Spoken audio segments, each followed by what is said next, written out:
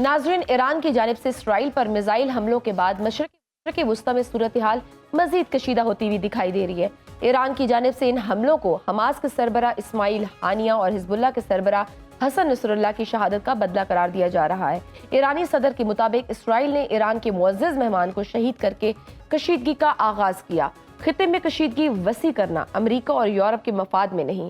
یورپی ممالک اور امریکہ اسرائیل کے بڑھتے جرائم کو رکوائیں۔ اگر اسرائیل نے جوابی کارروائی کی کوشش کی تو ایران کا جواب زیادہ سخت اور طاقتور ہوگا، جبکہ اسرائیلی فوجی تنصیبات پر ایرانی میزائل حملوں کے بعد امریکی صدر یہ کہتے ہیں کہ اسرائیل پر واضح کر دیا ہے کہ ایران کی جوہری و تنصیبات پر اسرائیلی حملوں کی حمایت نہیں کرتے۔ ایران پر مزید اقتصادی پابندیاں لگائی جائیں گی۔ امریکہ اسرائیل کی مکمل حمایت جاری رکھے گا۔ دوسری جانب اقوام متحدہ کی سلامتی کونسل کے ہنگامی اجلاس میں ایران اور اسرائیل کے ایک دوسرے کے مد مقابل دکھائی دے رہے ہیں۔ اسرائیلی مندوب نے اپنی گفتگو کے دوران کہا کہ میزائل حملوں کی ایران کو بھاری قیمت چکانی ہوگی۔ ایران کو ایسے نتائج کا سامنا کرنا ہوگا جو اس کے تصور سے باہر ہوں گے۔ اسرائیلی مندوب کی دھمکیوں کے جواب میں ایرانی مندوب نے کہا کہ اسرائیل کی گزشتہ 2 ماہ سے جاری اشتعال انگیز کارروائیوں کے جواب میں اور خطے میں توازن کے لیے ایران کے میزائل حملے ضروری تھے۔ اسرائیل کو ہر اشتعال انگیزی کے نتائج بھگتنا ہوں گے۔ اسرائیل خطے کو ناقابل بیان تباہی کے دہانے پر دھکیل رہا ہے۔ کشیدگی میں اضافہ روکنے کا واحد حل یہ ہے کہ اسرائیل غزہ اور لبنان میں جنگ بندی کرے۔ ایک طرف ایران غزہ اور لبنان میں فوری جنگ بندی کا مطالبہ کر رہا ہے تو دوسری جانب اسرائیل کا جنگی جنون رکنے کا نام نہیں لے رہا۔ اسرائیل کی جانب سے غزہ اور لبنان میں حملوں کا سلسلہ جاری ہے۔ اسرائیل نے جنوبی لبنان میں زمینی کارروائی کے دوران حزب اللہ سے جھڑپوں میں 8 فوجیوں کی ہلاکت کی تصدیق کی ہے۔ تاریخ یہ بتاتی ہے کہ غزہ پر اسرائیلی جارحیت کو 1 سال مکمل ہو رہا ہے۔ اسرائیل کی ریاستی دہشت گردی کے نتیجے میں 40,000 سے زائد فلسطینی شہید ہو چکے ہیں۔ غزہ ملبے کا ڈھیر بن چکا ہے۔ اسرائیل کسی بھی قسم کی جنگ بندی معاہدے کے لیے تیار دکھائی نہیں دے رہا۔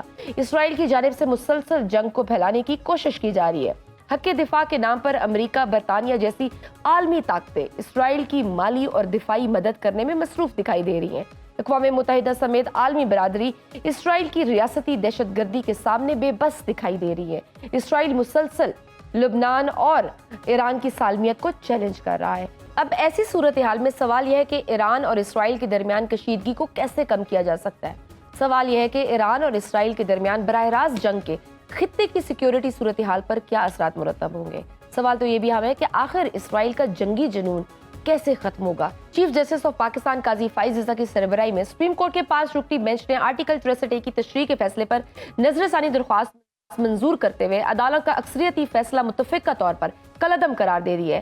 چیف جسٹس قاضی فائز عیسی نے نظر ثانی اپیل کا فیصلہ سناتے ہوئے کہا کہ سپریم کورٹ بار ایسوسی ایشن کی نظر ثانی اپیل متفقہ طور پر منظور کی جاتی ہے۔ کیس کا تفصیلی فیصلہ بعد میں جاری کیا جائے گا۔ سماعت کے آغاز پر بیرسٹر علی ظفر نے 5 رکنی لارجر بینچ کو آگاہ کیا کہ عدالتی ہدایت پر گزشتہ روز ان کی سابق chairman P T I Imran Khan سے ملاقات کرائی گئی، تاہم ملاقات کے دوران پولیس افسران بھی بیٹھے رہے، جس کی وجہ سے اس کو ایک وکیل اور کلائنٹ میں ملاقات نہیں کہا جا سکتا۔ پی ٹی آئی کے وکیل بیرسٹر علی ظفر نے کہا کہ بانی P T I Imran Khan ذاتی حیثیت میں پیش ہونا چاہتے ہیں۔ چیف جسٹس قاضی فائز عیسی نے کہا کہ آپ نے پہلے دن کوئی اور اعتراض اٹھایا، آج ایک اور اعتراض اٹھایا گیا ہے، کیا آپ سینئر وکیل ہیں؟ کیس کو آگے بڑھائیں۔ بیرسٹر علی ظفر نے کہا کہ ایک مجوزہ آئینی پیکج کا آرٹیکل 63A سے تعلق ہے۔ جسٹس جمال خان مندوخیل نے کہا کہ اگر شروع کرنا ہے تو پھر یہاں سے شروع کریں کہ آرٹیکل 63A کا ریفرنس کیسے اور کن حالات میں آیا، اور یہ بھی بتائیں کہ پھر اس وقت نیت کیا تھی۔ چیف جسٹس نے کہا کہ ایسی سیاسی باتیں نہ کریں جس کے سبب اخباروں میں سرخیاں لگ جائیں۔ علی ظفر نے کہا کہ اخبارات میں کہا گیا ہے کہ 25 اکتوبر تک ترمیم ضروری ہے، جس پر چیف جسٹس نے کہا کہ ہم یہ معاملہ ریکارڈ پر ہی لائیں گے۔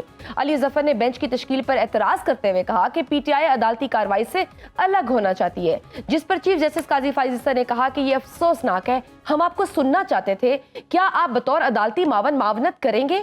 کیا سپریم کورٹ بار ایسوسی ایشن کو علی ظفر کو عدالتی معاون مقرر کرنے پر اعتراض ہے؟ اس پر سپریم کورٹ بار کے صدر شہزاد شوکت نے کہا کہ ہمیں کوئی اعتراض نہیں۔ اس پر عدالت نے علی ظفر کو عدالتی معاون مقرر کر دیا۔ پی ٹی آئی وکیل علی ظفر نے کہا کہ گزشتہ روز فاروق نائک بھی آئینی عدالت کے حق میں بات کر چکے ہیں۔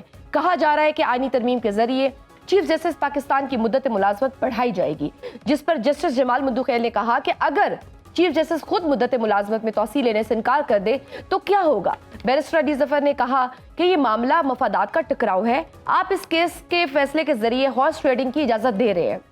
चीफ जस्टिस ने अली जफर से कहा कि अब आप हद क्रॉस कर रहे हैं, हम आपको तौहीन अदालत का नोटिस जारी कर सकते हैं। लार्जर बेंच के सरबराह ने पीटीआई के वकील से कहा कि वो फैसले से कबल ही तौहीन आमेज बातें कर रहे हैं, ये बहुत बड़ा बयान है, ऐसी बात की इजाजत नहीं देंगे।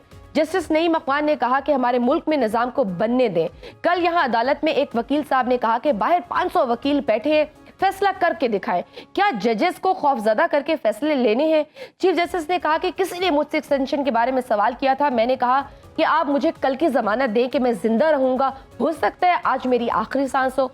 चीफ जस्टिस ने कहा कि मैं अपनी समझबूझ और दीगर साथी जजेस अपनी समझबूझ के मुताबिक फैसला करेंगे, हमारे दरमियान कोई लड़ाई झगड़ा नहीं है और अंदर कुछ नहीं चल रहा। बाद हज़ार समात के बाद मीडिया से गुफ्तगू करते हुए बैरिस्टर अली जफर ने कहा कि हमने इमरान खान को ना सुनने जाने पर अदालती कार्रवाई का बाइकआउट कर दिया है। इमरान खान को मौजूदा एतराज है, हमारा मौक़िफ़ वाज़ेह है कि बेंच को कानून के मुताबिक तश्कील नहीं दिया गया। सुप्रीम कोर्ट के आर्टिकल 63A की तशरीह के मुतालिक इस मुतफ़िका फैसले के मुल्की सियासत पर क्या असरात मुरतब होंगे, इस पर हम बात करेंगे। हमें ज्वाइन किए सीनियर एनालिस्ट अतर काज़मी। सर, आपके वक्त का बहुत शुक्रिया।